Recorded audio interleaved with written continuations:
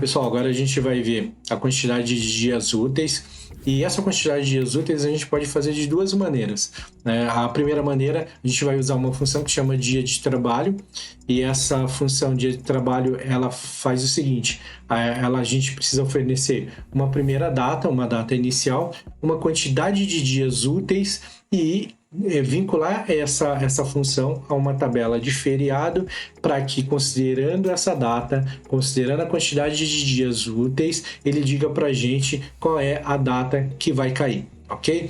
Então, obviamente, tem que cair num dia útil. Então, essa é a primeira. E a segunda, a gente vai calcular, a gente vai fornecer uma data inicial, uma data final, vai vincular essa tabela de feriado e ele vai dar para a gente qual é a quantidade de dias úteis entre essas datas, ok?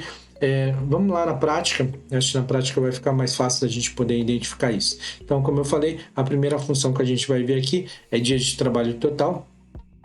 E aqui eu venho dentro do meu assistente de função, eu venho aqui na opção de data e hora, e aqui dentro de data e hora eu venho em dia de trabalho total. Ok? E aí, como eu falei, aqui que eu preciso fornecer uma data inicial, então 1º de dezembro, uma quantidade de dias, então vamos colocar aqui 5 dias e uma tabela de feriado. Preciso vincular a uma tabela de feriado. Eu já tenho uma tabela de feriado aqui, então a gente precisa, o ideal é que a gente marque sempre a tabela toda. Então, Ctrl Shift, seta para baixo, para eu poder marcar toda a minha tabela de feriado. Clico na minha seta aqui novamente e clico em OK. Então, aqui ele ainda continua com o formato que é o formato inicial que eu expliquei, que é a quantidade de dias em relação ao 1º de janeiro de 1900, que é a data do Excel, mas a gente também vai formatar ele aqui. Vamos clicar no pincel. Então, qual é o número que a gente tem aqui? Ou seja, partindo do dia 1º de dezembro, considerando 3 dias, 3 dias úteis, a próxima data útil dele vai ser dia 8 de dezembro. Então, vamos até confirmar aqui no calendário se dia 8 de dezembro foi um dia útil. Sim, foi um dia útil. Então, então só recapitulando, nessa primeira função, dia de trabalho, eu forneço uma data inicial, digo quantos dias úteis eu quero e para saber em que data ele vai cair. Isso é uma maneira, sei lá, vamos imaginar que eu gerasse um boleto e eu precisasse gerar esse boleto apenas para vencimento num dia útil, por exemplo. Então, eu utilizaria essa função. A segunda função, o que ela vai fazer? Ela vai calcular, eu vou fornecer a data inicial, a data final, e ela vai calcular uma quantidade de dias úteis entre um intervalo de data.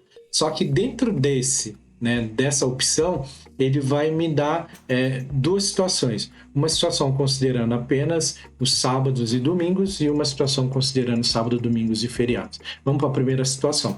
Na primeira situação, eu venho aqui no meu assistente de função, novamente, venho aqui, vou procurar dia de trabalho total. Então, clico em OK, e aí novamente ele abre o meu assistente. Então, agora eu venho na minha data inicial, venho na minha data final e eu poderia vincular aqui uma tabela de feriado. Mas é o que eu falei, quando eu não vinculo uma tabela de feriado, ele vai me dar a quantidade de dias úteis entre essa data, considerando os sábados e domingos. Então, são 23 dias úteis, considerando apenas os finais de semana. Ok?